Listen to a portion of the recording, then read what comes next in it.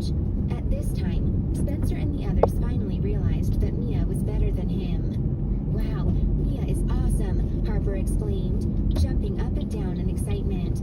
She totally forgot about the handsome guys and focused on Mia. After a few more minutes, he was beaten to the ground. Although he could still fight back, he had already lost, so there was no need for them to continue. They only needed to determine a winner, and they didn't want to hurt each other.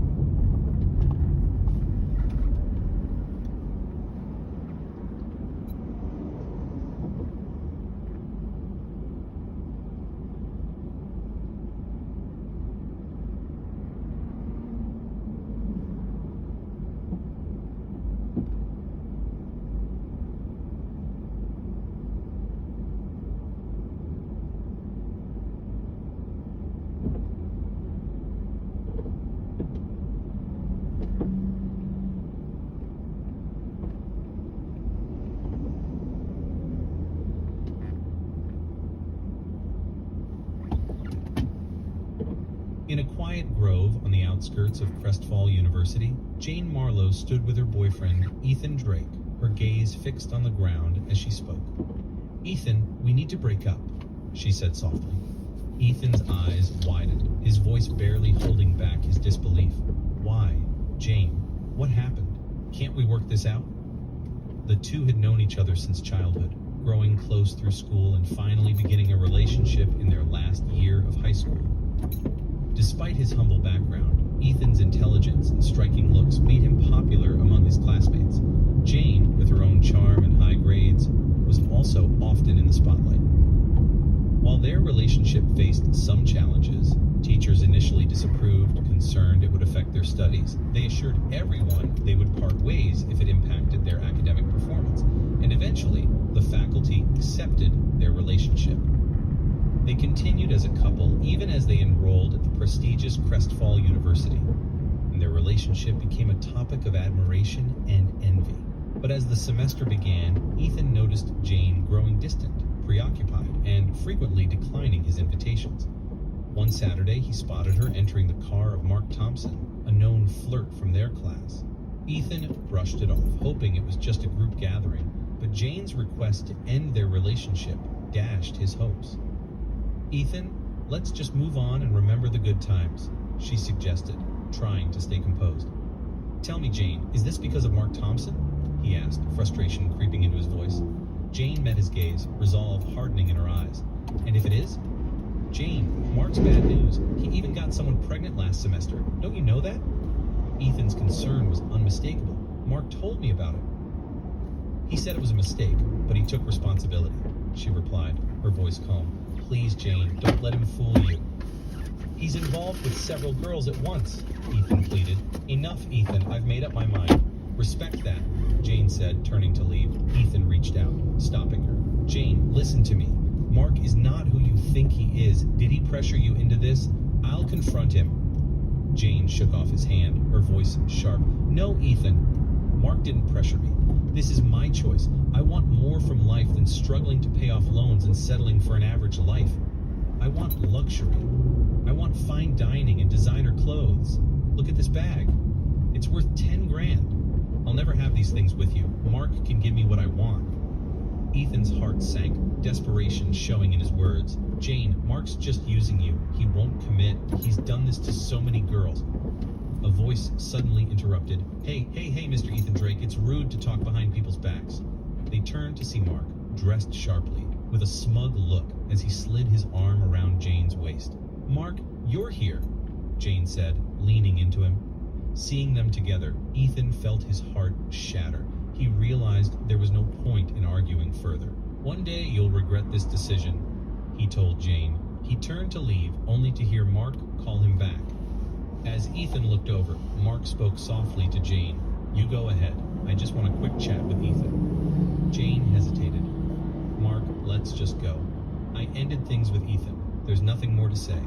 "Just give me a minute," Mark reassured her, and she nodded, glancing back at Ethan before walking away.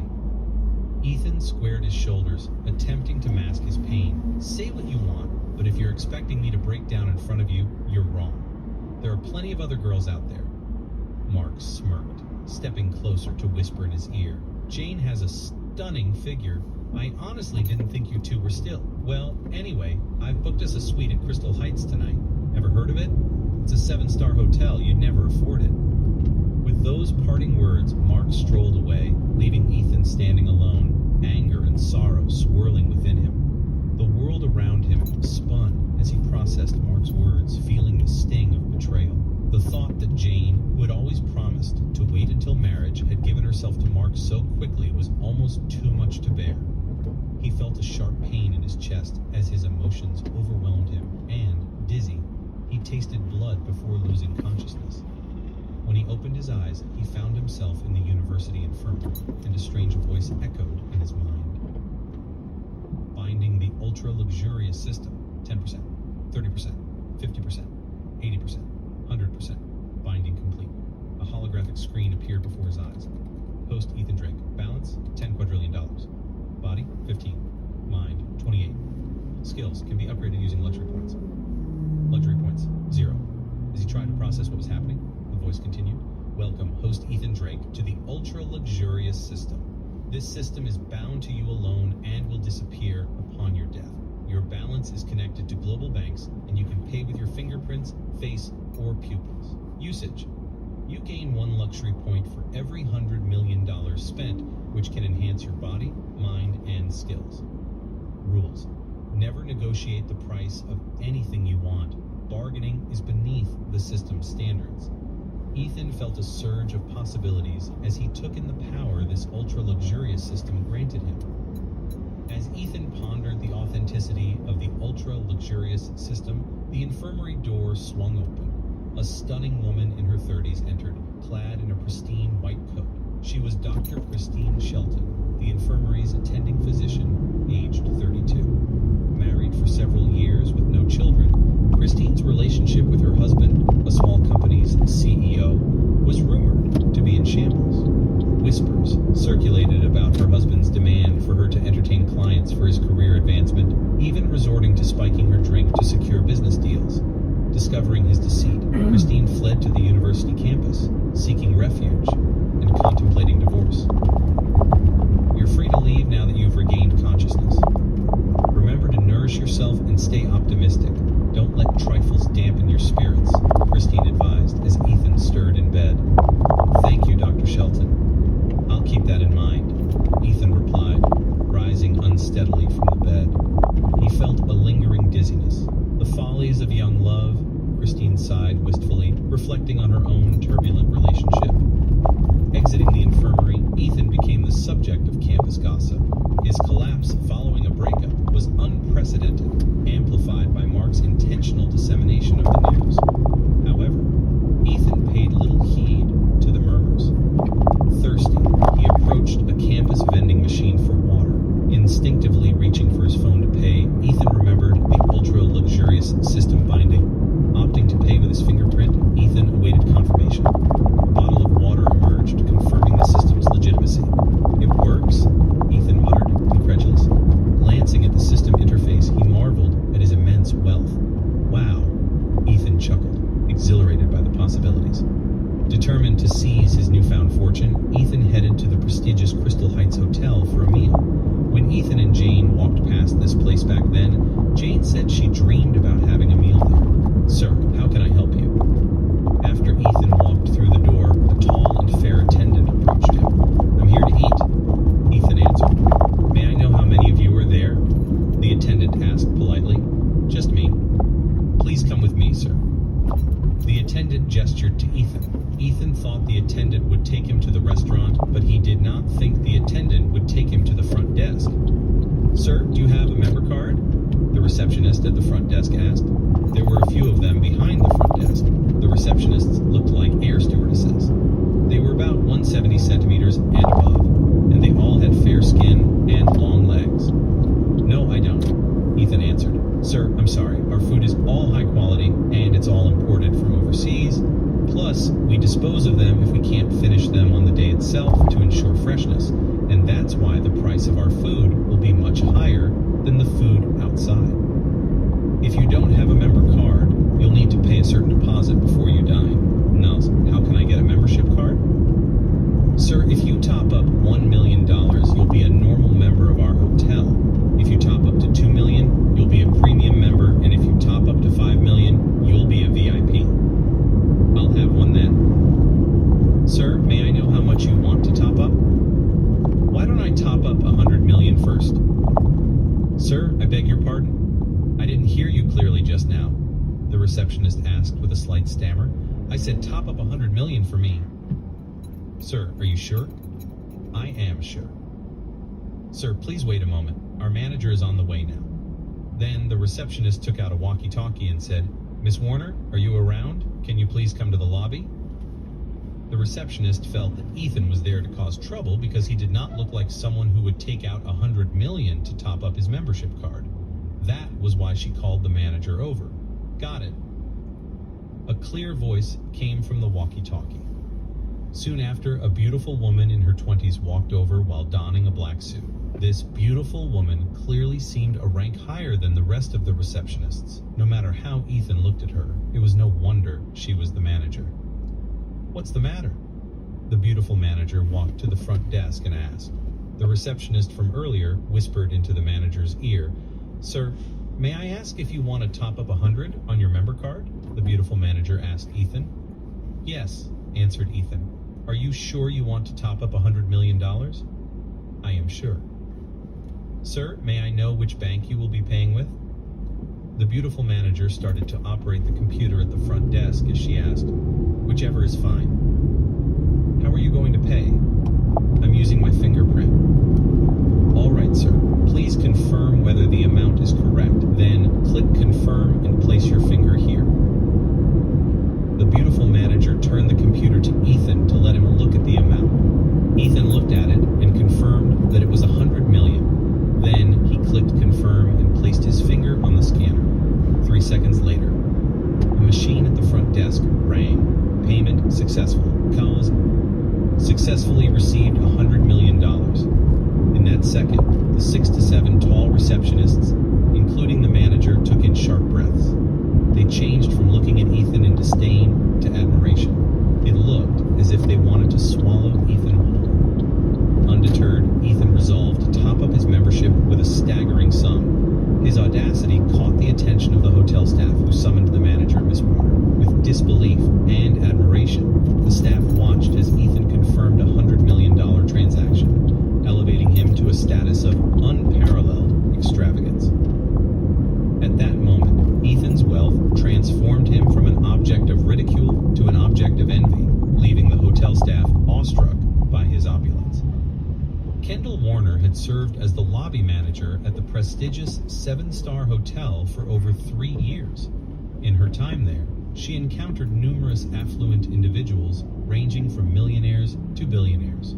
After all, only those of considerable wealth could access such luxurious accommodations. While it wasn't uncommon for guests to top up their membership cards with significant sums, Kendall had never witnessed a single top-up of $100 million. Such an act hinted at a net worth in the tens of billions, if not more. It took immense wealth and confidence to make such a substantial transaction. Despite the high-profile billionaires listed in publications like The World's Billionaires, Kendall had come to realize that the true extent of wealth extended far beyond those rankings. Many wealthy individuals preferred to remain low profile, and the man standing before her was undoubtedly among them. His youth suggested he was likely the scion of an affluent yet discreet family. Initially, Kendall had underestimated Ethan upon first sight. His attire appeared modest, perhaps totaling no more than $200. Yet, as she observed him further, she recognized the understated elegance that often accompanied immense wealth. Upon hearing Ethan's request to top up $100 million on his membership card, Kendall initially suspected it was a prank. However, maintaining her professionalism, she cautiously proceeded with the transaction, curious to witness Ethan's reaction if the payment failed. She was prepared to summon security at a moment's notice, but to her surprise, the payment went through, proving that appearances could be deceiving. Having mingled with the upper echelons of society, Kendall harbored a relentless desire to ascend to their ranks. She yearned for the status and privilege they enjoyed, dreaming of becoming one of them. Despite numerous advances from nouveau riche suitors, Kendall remained uninterested in their ostentatious displays of wealth. She knew they sought only her physical allure, lacking true affluence and sophistication. Instead, she longed to be courted by a genuine nobleman, someone discreet and refined, like the young man standing before her. Recognizing Ethan's attributes, youth, wealth, and low profile, Kendall saw an opportunity to elevate her own status.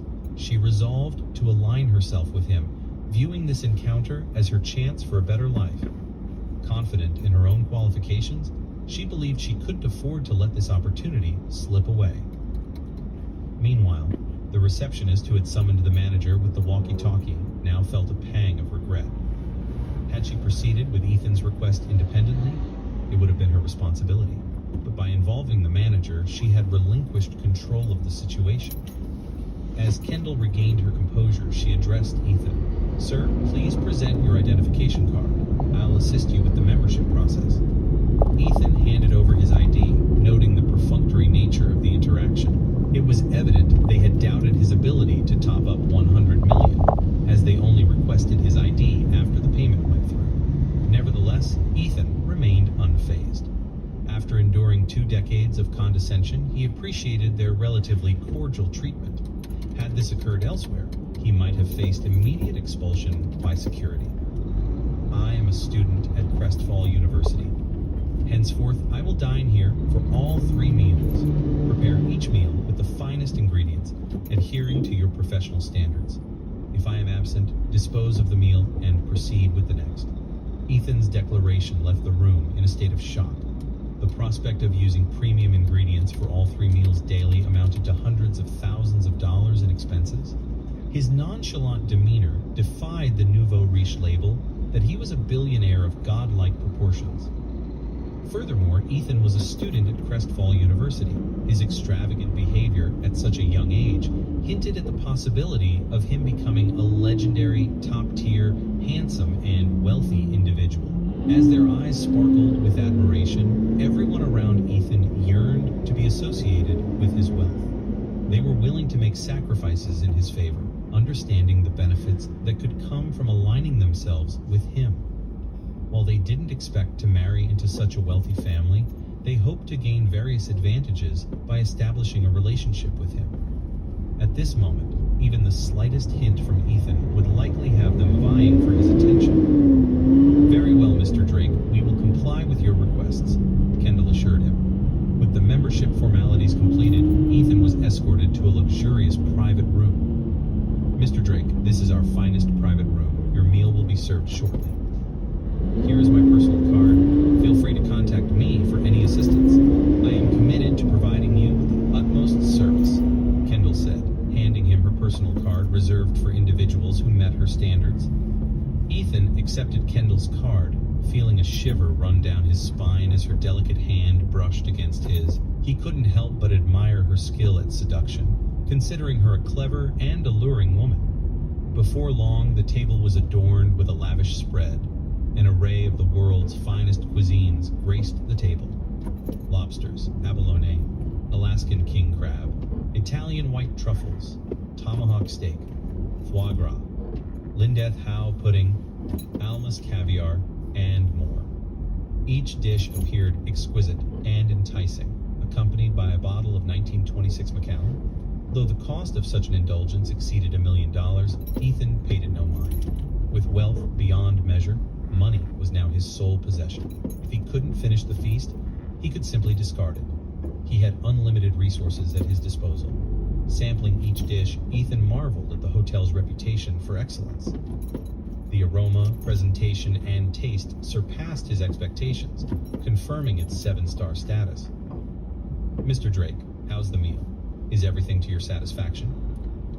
Kendall approached him from behind, her voice soft and polite as she inquired. Feeling her warm breath on his neck, Ethan found her proximity surprisingly pleasant. "It's delightful. This hotel truly lives up to its reputation. I couldn't have been happier," Ethan replied with a contented smile. "Excellent, Mr. Drake. Please enjoy your meal and feel free to reach out if you require any further assistance." "I'll leave you to dine in peace," Kendall said, preparing to take her leave. "Miss Warner, I find myself unable to finish this feast alone. It feels incomplete without the company of a beautiful woman. Would you do me the honor of dining with me?" Ethan's request was sincere, as he admired Kendall's allure. Her graceful figure, charming face, and captivating scent stirred his senses, making her presence a welcome addition to his meal. Her subtle scent had a tantalizing effect on his senses, making every unintentional gesture feel like a delightful tease. "Mr. Drake, this isn't really appropriate." And it is during my working hours. Kendall hesitated, though inwardly she longed for the opportunity to dine with Ethan. It would be a chance to strengthen their connection, and she was eager to indulge in the luxurious cuisine on offer. However, she knew the importance of maintaining a sense of reserve as a woman, understanding that allure often lay in the hint of the unknown. The idea of dining with Ethan was tempting, but she couldn't fully reveal her desires. Instead, she opted to maintain a certain distance, knowing that restraint could be more seductive than overt displays of interest. Her mention of working hours was merely an excuse. She knew her boss would approve of her dining with a VIP like Ethan, and while she didn't outright decline his invitation, her hesitance would surely ignite Ethan's competitive spirit. Unsurprisingly, Ethan responded with arrogance. "What's inappropriate about it? If your boss scolds you, come to me and I'll handle it. And if that doesn't work, I'll buy the hotel and make you the boss," he declared confidently. "Then I'll gladly accept your invitation," Kendall replied, setting aside her reservations and swiftly taking a seat to uncork the wine for Ethan. She understood the importance of handling the situation delicately. Making excuses would only risk angering Ethan. As for Ethan's comment about purchasing the hotel and appointing her as the boss, Kendall simply smiled, dismissing it as a jest. The idea seemed far-fetched.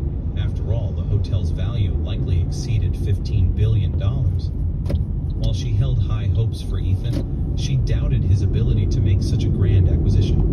In today's world, many individuals boast net worth in the billions, tens of billions, or even hundreds of billions. However, few possessed the means to instantly produce tens of billions of dollars in cash. Those who could were the true elite of society. Despite her doubts, if Ethan were to indeed acquire Crystal Heights Hotel and appoint her as the boss, Kendall would remain fiercely loyal to him, even willing to sacrifice everything for his sake. Unaware of Kendall's thoughts, Ethan would have readily pursued the acquisition had he known. To him, the cost was inconsequential. He would have willingly paid even $30 billion. With that, the two of them enjoyed their meal together, engaging in lively conversation as they savored the exquisite dishes. As Ethan exited the 7-star hotel, he glanced back at the entrance where Kendall and a few attendants were bowing in farewell. Ford employee pricing is on right now, where you pay what we pay on the stylish and dynamic 2025 Escape. What's not to love? Right now, get up to $3,342 in employee price adjustments on eligible 2025 Escape models. Plus, from 1.99% April purchase financing for up to 60 months. Visit your Toronto area Ford dealer today or fordtoronto.ca for more details. Of the world. Who is Jane Marlowe anyway? He pondered. If I so desire, I could have a harem right now. His next step was clear. He needed to buy a house. No longer content with the dormitory life where 4 boys shared one room, Ethan was ready for change. Currently, only 2 roommates remain, as the others have moved out to live with their girlfriends. He also heard that his remaining roommate was deeply in love and planning to depart as well. Initially, Ethan had entertained the idea of renting a house with Jane off campus, but she adamantly refused despite his persistence. The thought of Jane being with Mark stirred a sharp ache in Ethan's heart. "Damn it, I should have been more forceful," he lamented inwardly. "I let that punk take advantage of everything." Just then, Ethan's outdated phone rang. Glancing at the caller ID, he saw it was from his roommate, Justin Reed. Despite Justin's decision to lead a simpler life with his girlfriend off campus, their bond remained strong after sharing a dorm for over a year. Their dormitory rent and tuition fees were bundled together, so although Justin no longer resided on campus, his spot in the room remained reserved. Thus, he occasionally returned to the dorm to hang out and play games. Ethan answered the call. "Ethan, where are you?" "We're in the infirmary with the others, but Dr. Shelton mentioned you left. I heard what happened. Don't do anything rash, keep an open mind. Out with the old, in with the new. Once you're feeling better, we'll organize a blind date to help you find someone better." Justin's anxious voice reassured from the other end of the line. Ethan felt reassured by Justin's words. "Tin, what are you thinking? Why would I do something so foolish?" "Don't worry, I'll be back soon." "Are you certain?" "Absolutely. Let me know your location. We'll come find you. No need. I'm already home. Relax. I'll return in 2 or 3 days." "Really?" "Yes, really. It's good for you to take some time to unwind. Think about your family, who cares about you, and us 3. "All right, I'm not that reckless. Don't worry, I'm hanging up now." Crestfall International Residence, These residences were the most prestigious in South River Province, with an average price per square meter starting at $200,000. Strategically located, the entire Crestfall International Residence was surrounded by the River Leads, boasting spectacular views and exclusivity. Comprising only 6 buildings, each soaring 38 stories high, the units ranged from 200 to over 1,000 square meters, catering to the affluent. Luxury cars adorned the parking lot, making it apparent that anything less than $1 million vehicle would seem out of place. Entering the Crestfall International Residence showroom, Ethan found the lobby somewhat deserted. Several sales representatives huddled together, chatting among themselves. None made a move to approach him as he entered. The Crestfall International Residence had been on the market for 3 years, yet there were still unsold units due to its exorbitant prices. Even a modest unit, there was a surge of interest when sales began, attracting affluent buyers who snapped up available units within the first 2 years. However, those unable to afford the steep prices remained priced out of the market. Consequently, many of the original sales staff had moved on, having pocketed substantial commissions from their earlier sales. With units fetching tens of millions or even hundreds of billions, the commissions alone represented a fortune. Although commissions started at 2,000ths initially, the newer staff enjoyed a higher rate of 1%. Nevertheless, selling units has become increasingly challenging. For some, working at the residence provided a stable income rather than relying solely on commission. Upon seeing Ethan, it was evident from his attire that he wasn't a prospective buyer. Consequently, the staff continued chatting among themselves, showing no intention of assisting him. Feeling somewhat awkward, Ethan stood by, unsure of whom to approach with his inquiries. After a few minutes, a young woman, around 26 or 27 years old, emerged from the showroom restroom. Jonah Ward had joined the Crestfall International Residence sales team just a month prior, thanks to her uncle's connections. Hailing from a rural area, she saw this opportunity as a pathway to wealth. However, despite her efforts over the past month, she hadn't secured a single sale. Today, spotting a young man of similar age standing in the lobby, seemingly ignored by the veteran staff, she decided to approach him. "Excuse me, are you here to tour the residences?" Jonah approached Ethan eagerly, hopeful about a potential sale. "Yes," Ethan confirmed. Jonah's excitement soared. Finally, a chance to showcase a property. "What type of unit are you interested in, sir? What options are available?" Ethan inquired. Jonah proceeded to outline the available units, noting that choices were limited due to the dwindling availability. Ultimately, Jonah settled on a 500 square meter penthouse on the 22nd floor of Block 3. With keys in hand, Jonah led Ethan to view the chosen unit. As they departed, the lobby staff began gossiping. Is he seriously considering a unit? He looks like he can't afford a square foot, let alone a penthouse. Does he even realize where he is? Probably clueless about the prices here. Jonah's new, so she's wasting her time with him. He'll likely have a rude awakening when he sees the price tag. Let's see how this unfolds. 2 hours later, Ethan and Jonah returned to the lobby, taking seats by the side. Jonah offered Ethan a cup of tea before asking, "Mr. Drake, were you satisfied with the tour?" "Not entirely. The location of Block 3 isn't ideal. Are there units available in Block 1? Ethan inquired, aiming for the best location given his intention to purchase. "Please hold on for a moment, Mr. Drake. Let me check for you," Jonah said as she reached for the tablet to assist Ethan. "Mr. Drake, considering Block 1's prime location, there's only one unit remaining. A spacious loft-style penthouse spanning the 37th and 38th floors. It's the pinnacle of Block 1, covering 1,300 square meters. However, it comes with a hefty price tag. I wouldn't recommend it," Jonah cautioned. "Oh, can we take a look?" Ethan's interest was piqued, without concern for the cost. "Yes, but," Jonah began, only to be cut off by Ethan. "All right then, let's go." Ethan's enthusiasm overrode any reservations. Jonah hesitated before conceding. "Very well, Mr. Drake, let me fetch the keys." As they prepared to depart, a seasoned staff member in her 30s, still quite attractive, interjected from nearby. "Jonah, are you showing the top unit in Block 1? She inquired, having overheard their exchange. "Yes, Miss Veronica," Jonah confirmed. Jonah, I don't mean to criticize, but not everyone who visits can tour our units, especially the premier one in Block 1. It's been meticulously designed by a renowned overseas designer. We'll be accountable for any damage, Miss Veronica cautioned. Miss Veronica, I'll exercise caution, Jonah assured. Jonah, as a newcomer, you might not grasp our protocols fully. This profession demands a discerning eye. Look at him. Does he strike you as someone who can afford a property here? Miss Veronica pointedly gestured toward Ethan. Miss Veronica, I trust Mr. Drake is different, Jonah defended. Very well, if you insist. However, remember to leave no trace when you exit.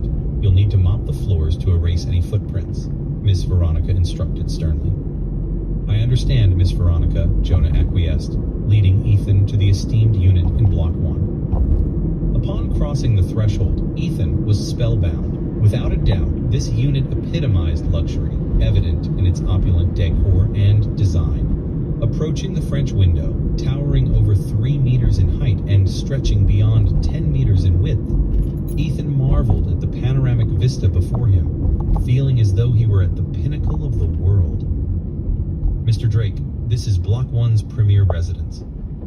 The French window pane before you boasts bulletproof glass, imported and 10 centimeters thick. It's impervious to even a sniper attack, with minimal opacity, ensuring unhindered sunlight. This window alone costs over $15 million. Additionally, the magnificent chandelier above is an American import, boasting over 9 customizable colors. Jonah elaborated. This is the kitchen. This is the study. This is the wine cellar. This is the toilet. This is the drawing room. This is the entertainment room. Ascending to the 38th floor, Jonah continued, here's the indoor swimming pool. They change the water daily, ensuring it's germ-free and filtered to perfection. You can even drink it directly. Jonah demonstrated by sipping from the water of the pool, aiming to instill confidence in its purity. An hour later, their exploration concluded. Exiting the unit, Jonah suggested, Mr. Drake, you should return to the showroom and take a break. I'll stay back to tidy up. Ethan's response startled Jonah. No need. I'll take the unit. Her hand trembled as she inquired, Mr. Drake, did I hear you correctly? Yes, I've decided. Truly? Absolutely. Thank you. Mr. Drake, shall we proceed with the paperwork? Let's do it. Returning to the showroom, Jonah felt as if she were in a dream. Ethan's decision to purchase the unit left her awestruck. She quickly calculated her potential commission at $3.98 million, more money than she had ever imagined. It was a sum that could buy her 10 houses in her country. In reality, only someone like Jonah, newly arrived from a rural background and fresh to the sales team, would take Ethan at his word. Others wouldn't entertain the notion that someone who appeared destitute could afford such a lavish unit. They would never entertain Ethan's claim of having $400 million for a house. So, naturally, they wouldn't show him the unit. Back at the showroom, Jonah busily prepared the contract. She summoned the manager and the finance officer, and by the time all formalities were complete, the evening had descended. Yet none of the staff left. They couldn't believe Jonah had sold the best unit in Block 1. The reality hit hard when Ethan made the payment. Their hearts ached at the sight of $4 million. If any of them had approached Ethan when he stood in the lobby, that money could have been theirs. Miss Veronica felt an acute sense of regret. Last year, she spent a month with a nouveau riche just to secure an $800,000 sale. Jonah, however, had earned $4 million in half a day. The comparison made her sick to her stomach. After Ethan departed from Crestfall International Residence, he contacted Kendall. Following dinner at the hotel, he splurged on a new phone, discarding his old one. Returning to the top floor of Block 1, he knew this place was now home, where he intended to stay for the foreseeable future. He reached out to his university tutor, requesting a brief period of sick leave. Given the campus buzz about his recent health scare, his tutor obliged without fuss, aware of the situation. Not that Ethan had any intention of attending classes these next couple of days. He anticipated a barrage of mockery if he did. I'll purchase a luxury car tomorrow and roll it onto campus. Let's see who dares to scoff then. And Jane, trading our 3-year bond for a mere $10,000 bag, let's see if you rue that choice when I cruise onto campus in a car worth tens of millions. Screw you. Stretching out on the imported leather sofa, he relished the opulent life of the wealthy, surveying the display before him. Host: Ethan Drake. Balance: 9,999,999,501,986,412. Body 15, weak plus, mind 28, normal plus. Skills customizable with luxury points plus. Luxury points 5. Without hesitation, Ethan allocated all 5 luxury points to his body. Instantly, his body rating surged from 15 to 20. A warmth enveloped him, a stark contrast to his prior state of malnourishment. He sensed a newfound vigor coursing through him, a revitalization of his physical being. So this is the effect? If I were to add a dozen luxury points to my body, would I surpass the Olympic champions in strength? At that moment, Ethan basked in the brilliance of his transformed life. He unlocked his phone and opened Instagram, finding 2 pending follow requests, one from Kendall and the other from Jonah. He accepted both without delay. Moments later, Kendall reached out with a message. Kendall: Ethan, darling, are you asleep? Ethan: not yet. Can I help you with something? Kendall: must I have a reason to message you? Ethan: absolutely not. Your messages are always welcome, Miss Kendall. Kendall: you're too kind, honey. I have Sunday off. Would you care to join me for a swim? Ethan envisioned Kendall in a bikini, igniting a flush of heat through his body. She's outright seducing me. Resistance seemed futile against such a lure from a striking woman with elegant legs. In the end, Ethan capitulated. Ethan: I'm free. How could I refuse an invitation from Miss Kendall? Kendall: splendid. See you Sunday. Ethan: okay, Miss Kendall. Kendall: good night, darling. Ethan: good night, Miss Kendall. Ethan eagerly awaited Sunday's arrival. Scrolling further on Instagram, Ethan found himself growing bored. His social circle was limited, consisting mostly of acquaintances from junior high school, senior high, and university, along with a few relatives. Occasionally, his roommates would check in on him. Orphaned at a young age, Ethan was shuffled between relatives, ultimately settling with his second uncle. Initially perceived as a haven, life with his second uncle quickly turned nightmarish, marked by abuse, neglect, and deprivation. It wasn't until later that Ethan realized the custody battles were not about him, but rather about the compensation from his parents' tragic accident, a sum worth millions. Upon entering high school at 16, Ethan's second uncle withheld any financial support, leaving him entirely reliant on assistance from his aunts to sustain his education. Though a sum of $2 million was designated for Ethan upon his 18th birthday, not a single penny had found its way to him.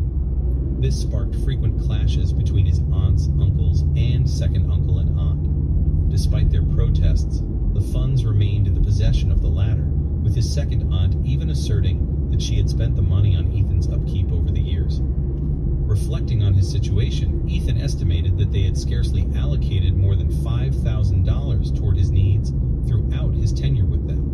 Most of it went toward basic tuition expenses during junior high and sporadic purchases of second-hand clothing. After closing Instagram, Ethan turned to Facebook for entertainment. Whenever he felt bored, he enjoyed scrolling through Facebook. Upon noticing that the streamer he followed, Sherry, was live, he swiftly joined the stream. Ethan had been a fan of Sherry for quite some time, ever since she began streaming about a year ago. He could be considered one of her earliest supporters. From a modest following, she had grown to attract 50,000 fans. Initially, her streams garnered only a handful of viewers, but now she regularly has between 200 and 300 people tuning in. Despite his admiration for her talent, Ethan had never contributed gifts or donations. He simply appreciated her voice and the melodies she shared. Despite Sherry's undeniable musical talent, she opted to stream her voice without revealing her face. While her singing was enchanting, this approach limited her appeal to the broader audience. In the competitive world of streaming, where visual allure often overshadowed musical prowess, she struggled to gain significant recognition. Due to recent events involving Jane, Ethan had neglected Sherry's streams for the past month. As he entered the stream, Ethan was greeted by the familiar sound of Sherry's rendition of "Unbreak My Heart." Unbreak my heart. Say you'll love me again. under this hurt you caused. When you walk out the door and out of my life. Upon hearing the song, Ethan found tears welling in his eyes. He realized that shallow and insincere love often led to heartache. As Cherry concluded her song, her stream was flooded with modest gifts, typically ranging from a few dollars to just over $10. Not a single gift exceeded $100 in value. Despite the modesty of these offerings, Cherry graciously thanked each sender by name, appreciating their gestures of support. For someone like Ethan, who had ample financial resources, he felt compelled to express his appreciation for the streamer he admired. He promptly topped up his online wallet with $10 million and began selecting gifts for Sherry. Without hesitation, he purchased the most extravagant gift available, the World Star. Even as Sherry continued to express gratitude for the gifts streaming in, Ethan's contribution stood out. Despite Sherry's musical talent, she chose not to reveal her face during her streams. This decision was not due to a lack of desire, but rather the practical constraints of streaming from her university dormitory. With 3 roommates and a casual atmosphere, she preferred to keep focus on her voice rather than her appearance, valuing sincerity over superficiality. High-profile individuals would often proposition her, offering to boost her popularity in exchange for meetings, but she consistently turned them down. To her, it felt like a transaction, and, despite financial need, she refused to engage in such arrangements. Then, she noticed a sudden flurry of activity in her stream. Is this the World Star effect? She wondered. Despite a year of streaming, she had never received